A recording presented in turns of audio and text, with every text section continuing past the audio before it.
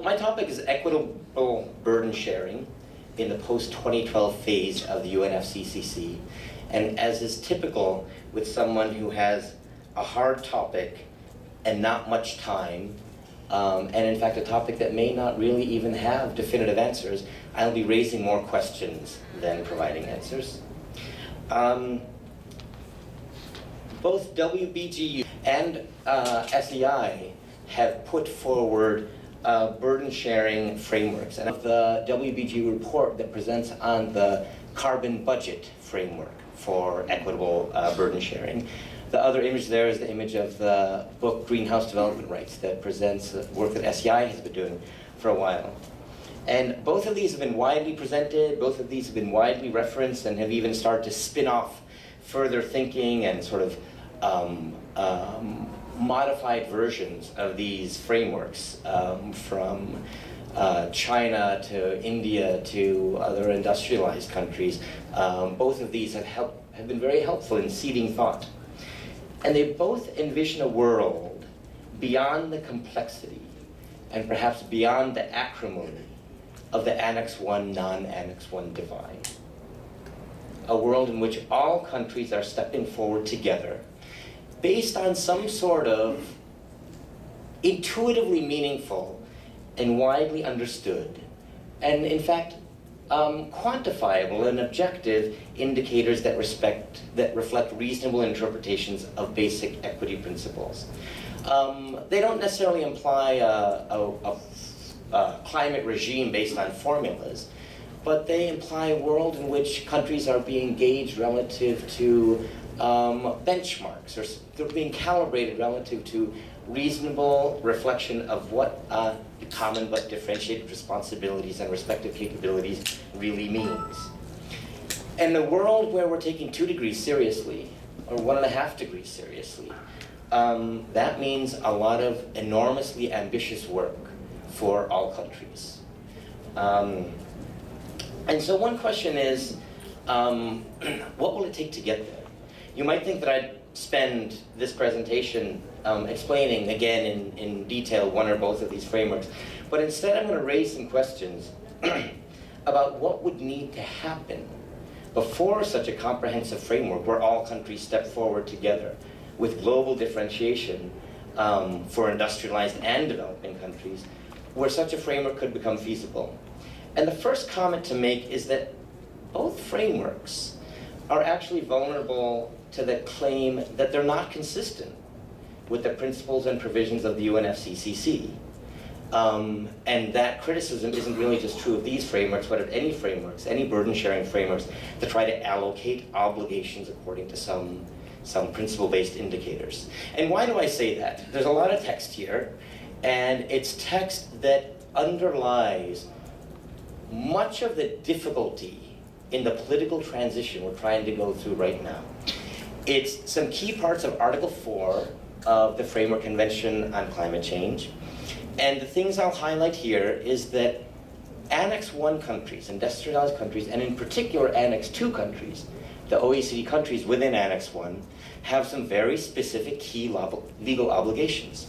In particular, to provide financial resources and tech transfer that basically meet the full incremental costs of the full spectrum of obligations that developing countries have under the Framework Convention.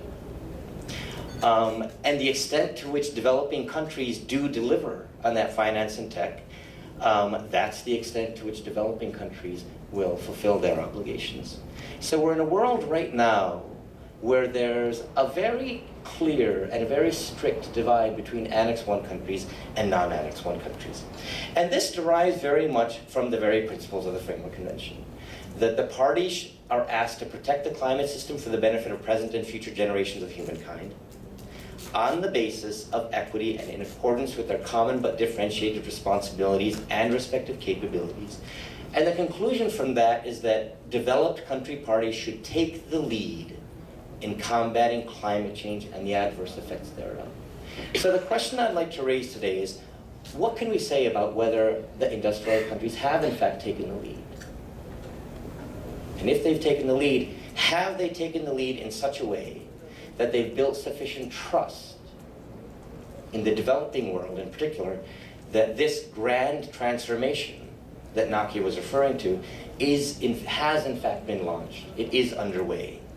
And let me just review some things that I think everyone here is probably familiar with, but I invite you to think about them in the context of a world where we're asking whether trust has been built.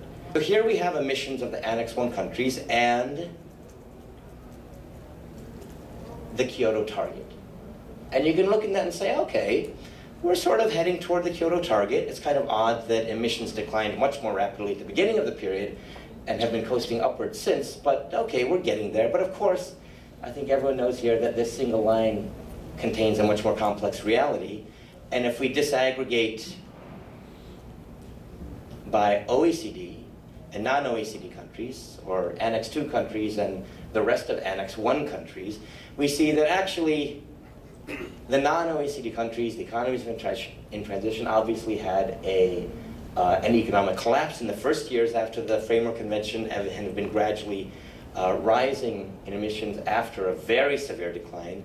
But the OECD countries have been more or less steadily rising.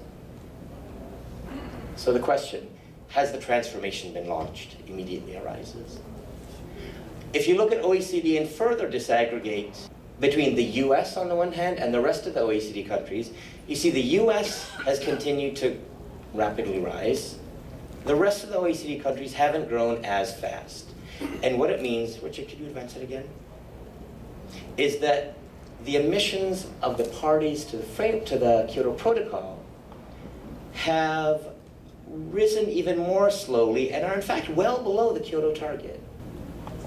In the last few years, what we've seen is that emissions have declined fairly precipitously in Annex I countries because, of course, of the financial collapse, financial crisis. So next, please, Richard. What this means is that Kyoto compliance has been possible, again, but not necessarily in a way that really shows that it has taken the lead. First, there were these windfall allowances for the economies in transition. Because of the collapse in the early years, there was a tremendous amount of surplus AAUs that made it possible for all of Annex I to meet their combined target. Second, there was the non-ratification of the country with the most rapidly growing emissions, the US. And third, there's the financial crisis that led emissions to decline even further. So Kyoto compliance we have seen, but the question arises, has it been in a way that has shown that they've taken the lead? Now for the coming period, this Copenhagen period, we can ask the question, are there signals that Annex I countries are taking the lead? What we have here are the set of Annex I pledges, and as many of you probably know, they range between 12 and 18% reduction below 1990 levels. And that range is there because some of the pledges, the more ambitious end of the spectrum, are conditional on what other countries do. Next, Richard. So relative to where emissions are going in a business as usual sort of trajectory, which would mean almost returning back up to 1990 levels, next, the possible range of reductions show a non-trivial amount of mitigation effort, somewhere between 9 and 16 gigatons worth of mitigation effort over that period from 2012 to 2020. 9 to 16 gigatons of effort. Next, please. So the question is, can this happen again? Compliance with those targets without Annex I countries taking the lead. So, Richard, we have 6 different possible accounting rule issues that have arisen and are very much part of the discussions right now, although have seen no resolution. And each of these potentially offers an accounting trick, a loophole, some sort of a possibility for compliance actually to be achieved with the Copenhagen targets, but not in a way that involves any amount of mitigation or a launching of the transformation. Next, please. So there are some other, quotes, loopholes that I won't be considering here. Next. So what we see here are the range of pledge reductions from 12 to 18%. That's the gray wedge at the bottom. The upper end is a 12% reduction below 1990 levels. The lower edge is an 18% reduction. And then stacked on top of those are each of the loopholes that are potentially available to Annex I countries. The surplus AAUs is about 9 to 13 gigatons worth of sort of paper mitigation.